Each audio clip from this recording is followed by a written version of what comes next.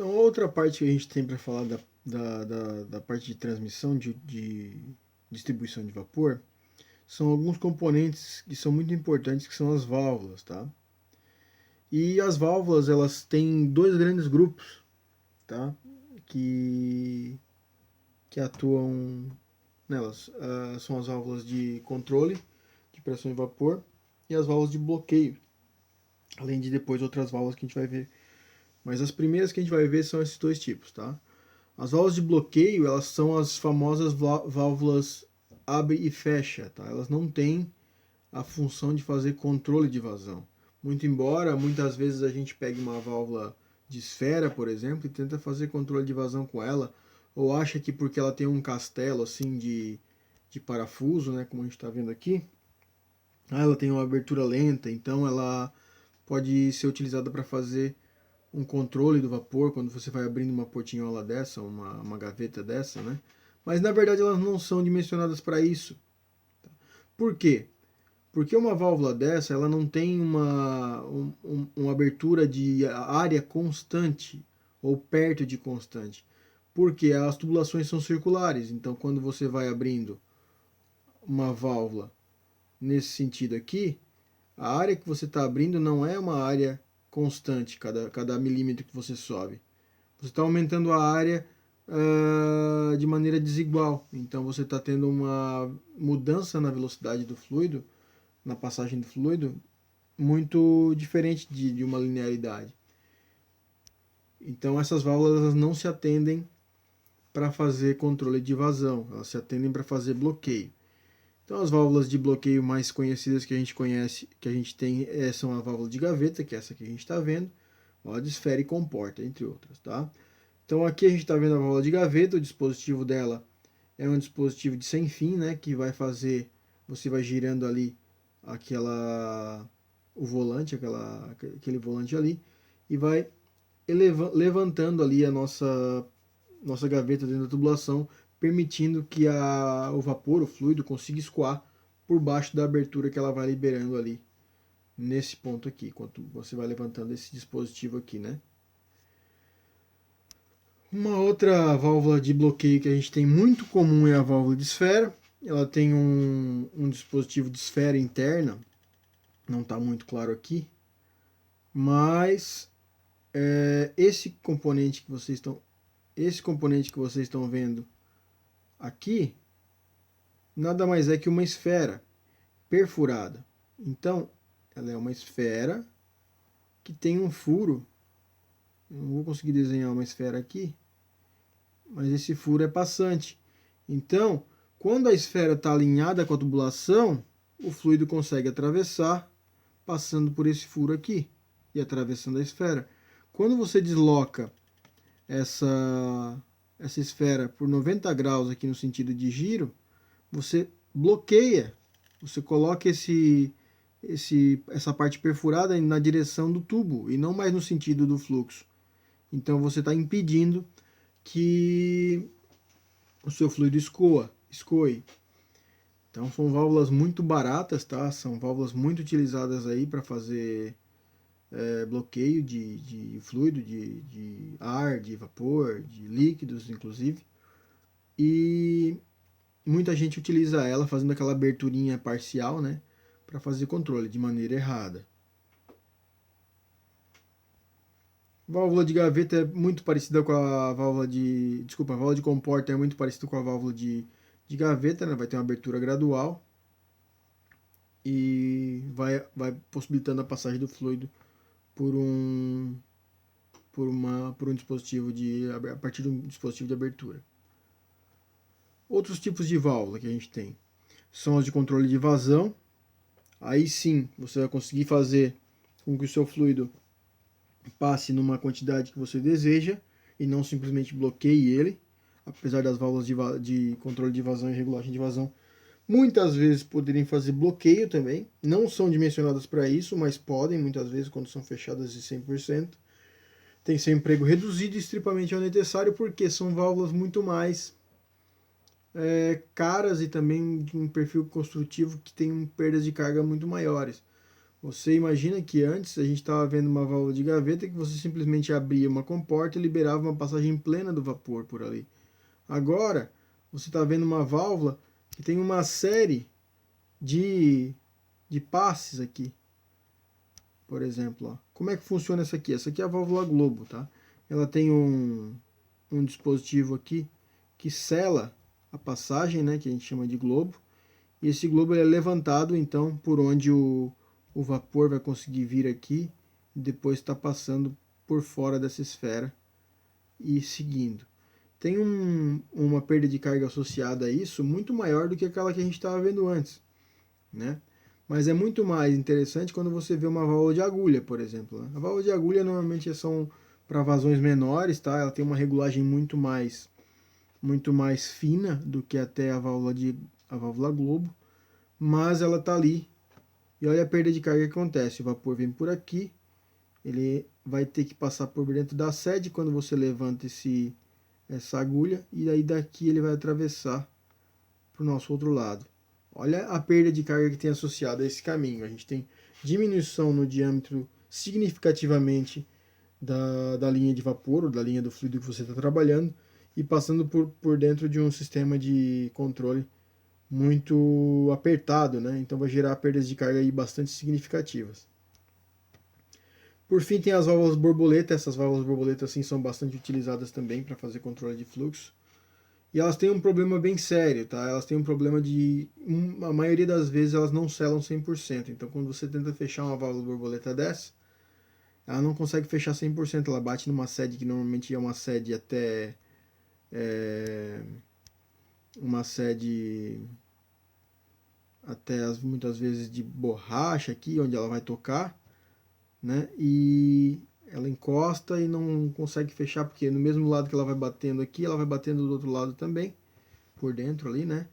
E vai ficando difícil de fazer esse ajuste bem justo para que fique selado 100%. Normalmente essas válvulas elas conseguem fazer uma boa obstrução para que você consiga fazer uma variação do fluxo de fluido que está tentando passar por ela, mas não são utilizadas para fazer o bloqueio do fluido. Então aqui é interessante mostrar que temos uma diferença significativa entre válvulas de bloqueio e válvulas de controle. A gente pode ver aqui que a gente tem a vazão aqui nesse eixo e a abertura da válvula no eixo Y, né? E quando a gente tem uma válvula de gaveta, por exemplo, quando eu abrir uma válvula de gaveta em 40%, eu vou ter praticamente 85, 90% de abertura da minha válvula, só com 40% da movimentação do meu carro, certo? E quando eu tenho válvulas de controle, por exemplo, o mesmo 40% que eu estava vendo pode ter uma abertura de 20% ou de 60%. Fica muito mais linear a abertura aqui das válvulas de controle do que as válvulas de bloqueio. Válvula de retenção. Válvula de retenção ela é uma válvula que vai permitir o sentido de fluxo de um lado para o outro só. Ela impede que o fluxo seja reverso, né? Então as válvulas de retenção elas são válvulas muito simples, muito utilizadas também quando você não quer que aconteça retorno de um fluido. E os principais modelos que a gente tem desse tipo de válvula são a válvula portinhola, levantamento e esfera. Tá? E a válvula de portinhola tem literalmente uma portinhola aqui, né? Onde ela é fixa aqui por um eixo. Quando o vapor vem aqui e bate, empurra essa portinhola para cima, desloca ela para cima, né? E o fluxo consegue passar direto aqui. Quando acontece o contrário, o fluido vem, bate, empurra essa portinhola e ela trava aqui a passagem no sentido contrário. Só quando a pressão for maior no lado esquerdo do que do lado direito, a gente vai ter a abertura dessa portinhola. Levantamento. É um sistema parecido com a Globo, né? Mas basicamente o vapor vem e empurra esse dispositivo aqui, que é um dispositivo móvel, tá? Como se fosse um pistãozinho. Ele é deslocado para cima e deixa o nosso vapor passar aqui por baixo da sede. Quando acontece fluxo reverso, por uma questão geométrica da válvula, o vapor vem aqui e empurra, trancando aqui por uma diferença de áreas, né? Ele empurra e trava a válvula, a sede da válvula ali, impedindo o fluxo de reverso. E a válvula de esfera, mesma coisa, né? É uma esfera que é responsável por fazer o trancamento, né, da sede. Então, num sentido ela está possibilitando a abertura, no outro sentido a bolinha vai lá e tranca a passagem do vapor para o outro lado. Válvulas de segurança. Válvulas de segurança, então, elas são válvulas pré-ajustadas que vão permitir que o vapor deixe o ambiente pressurizado, a linha pressurizada quando tem um risco de ruptura, de perigo, né? Então ela vai estar sempre respeitando um valor pré-estabelecido de projeto e respeitando os materiais que você está trabalhando.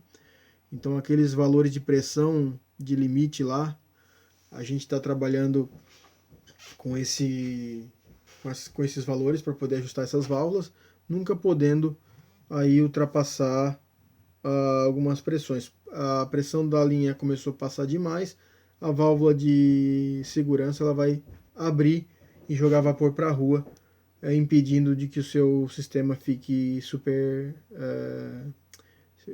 em pressão muito alta, que possa permitir perigo.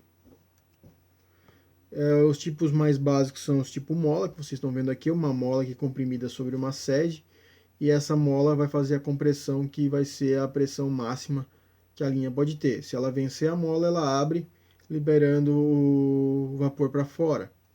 E também pode ser utilizado um dispositivo de peso, né? Que é praticamente o que a gente vê nas